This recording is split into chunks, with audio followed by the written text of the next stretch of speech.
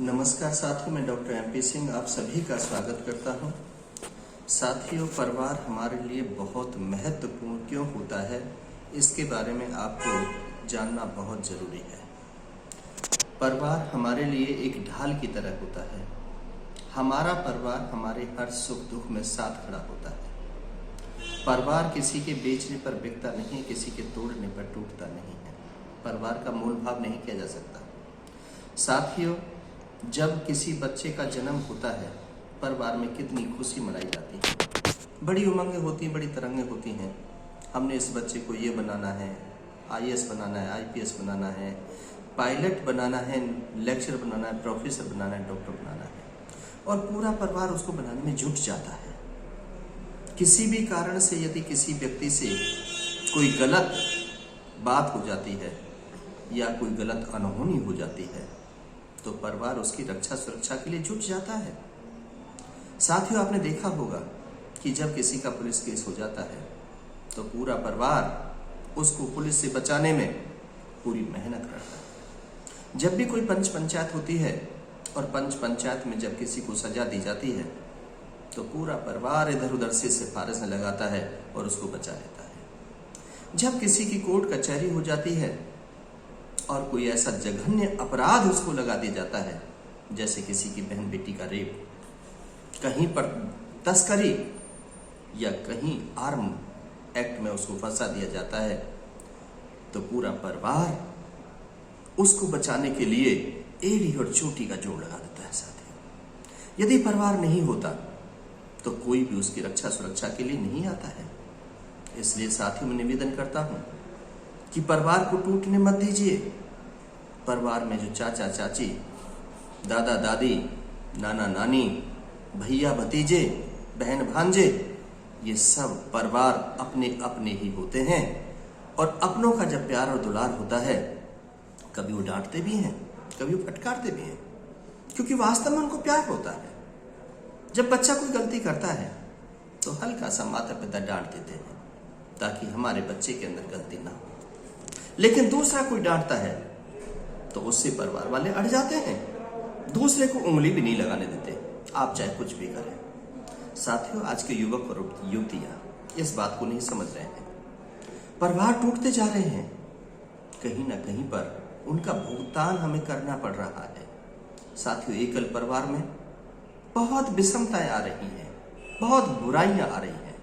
जब परिवार साझा होते हैं, 20-25 लोग होते हैं परिवार के अंदर, तो परिवार में सामंजस्य बिठाना आ जाता है, दूसरों की सुनने की गंभीरता आ जाती है, कहने की गंभीरता आ जाती है, क्या बोलना है, कितना बोलना है, कैसे बोलना है। साथियों, एक साथ मिलकर के जब डिसीजंस लेते हैं, एक साथ बैठते हैं, तो हमारी इंटेलेक्चुअली बढ़ जाती है। लेकिन जब अकेले कमरे में हम होते हैं और कोई भी हमारी सुनने वाला नहीं होता, कोई हमें समझाने वाला नहीं होता, कोई बुराई को बताने वाला नहीं होता, कोई किसी प्रकार की बात करने वाला नहीं होता, परिवार हमारा अवलोकन करता है। साथियों, परिवार एक अच्छा मित्र है, परिवार संरक्षक है, परिवार ढाल है, परिवार ही हमारे लिए सब कुछ है। परिवार, पुराने इतिहासों को देखिए, पहले परिवार कितने समृद्धशाली परिवार होते थे, किस प्रकार से उनकी इज्जत होती थी, किस प्रकार से उनकी तवज्जो होती थी। आज हम एकल परिवार जो रह गए हैं, उसमें कोई कंधा देने वाला नहीं होता। साथियों, कोई रोने वाला नहीं होता, किराए पर रोने के लिए लाने पड़ते हैं लोग, कंधा देने के लिए पड़ोसियों को बुलाना पड़ता, पड़ोसी कंधा देने के लिए नहीं आते। साथियों, जब कोई हारी बीमारी हो जाती है और घर में एक बड़ा बूढ़ा होता है और एक पत्नी होती है जो उठाने के काबिल नहीं होती, वो चलने के काबिल नहीं होती, जिससे घुटने जवाब दे जाते हैं, उस समय उन नाती पोतों की जरूरत होती है, उस समय बहू बेटों की जरूरत होती है। जो बहू बेटे बाहर अमेरिका में बैठे होते हैं, बाहर नौकरी कर रहे होते हैं, धन कमाने में लीन होते हैं, उनके माता पिता कमरे में सड़ जाते हैं। साथियों, जब बदबू आती है, जब पास पड़ोस के लोग आते हैं, जब उनको दाह संस्कार के लिए भी सोचना पड़ता है। साथियों, परिवार बहुत बड़े मायने रखता है। जिसके परिवार में लोग नहीं है, उसका समाज में भी कोई वर्चस्व नहीं है। भले कोई IAS बन गया हो, IPS बन गया हो, प्रोफेसर बन गया हो, डॉक्टर बन गया हो, रिसर्चर बन गया हो, बहुत बड़ा पत्रकार बन गया हो, उद्योगपति बन गया हो, देश का नेता और अभिनेता बन गया हो, बनाने में किसका हाथ था साथियों? बनाने में उन्हीं माता पिता, दादा दादी, नाना नानी का हाथ था। जब तुम छोटे थे, उंगली पकड़ के चलाना सिखाया करते थे। अपनी पीठ पर बिठाया करते थे, पिद्दू बना करते थे, धूल मिट्टी में खेल करके आते थे, अपने हाथों से आपको वस्त्र पहनाते थे, नहलाते थे, धुलाते थे, गोदी में खिलाते थे, आपकी हर खुशी को देते थे।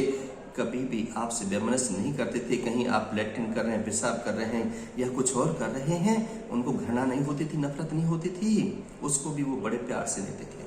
साथियों, सोचिए किसने बनाया है आपको इतना महान।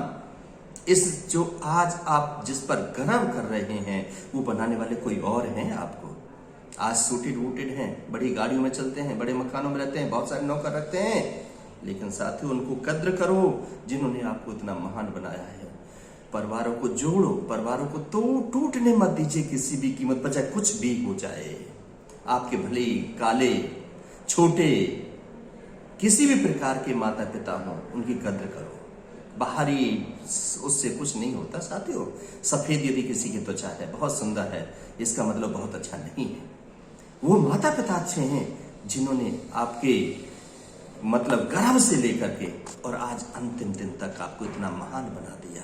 आपकी सभी सुख सुविधाओं को आपको प्रदान किया, अच्छे स्कूलों में पढ़ाया, अच्छे कॉलेजों में पढ़ाया, अच्छा ट्यूशन फीस दी, अच्छा खिलाया, अच्छा पिलाया, खुद में भूखे रहे, खुद में प्यासे रहे, तन में पहना नहीं, दिन रात कमाया, किसी से झूठ बोला, किसी से सच बोली और आपको महान बना दिया। आज आपको बड़े होकर के उनको वृद्धाश्रम का रास्ता दिखाते हो। आज उनसे आपको नफरत होती है। आज ये कहने में आपकी तौहीन होती है कि मेरे पिताजी हैं, ये मेरी माताजी हैं। शर्म आनी चाहिए आपको साथ। मैं कहता हूं, फिर निवेदन करता हूं आपको, परिवार को किसी भी कीमत पर मत टूटने देना। परिवार का बहुत बड़ा महत्व होता है।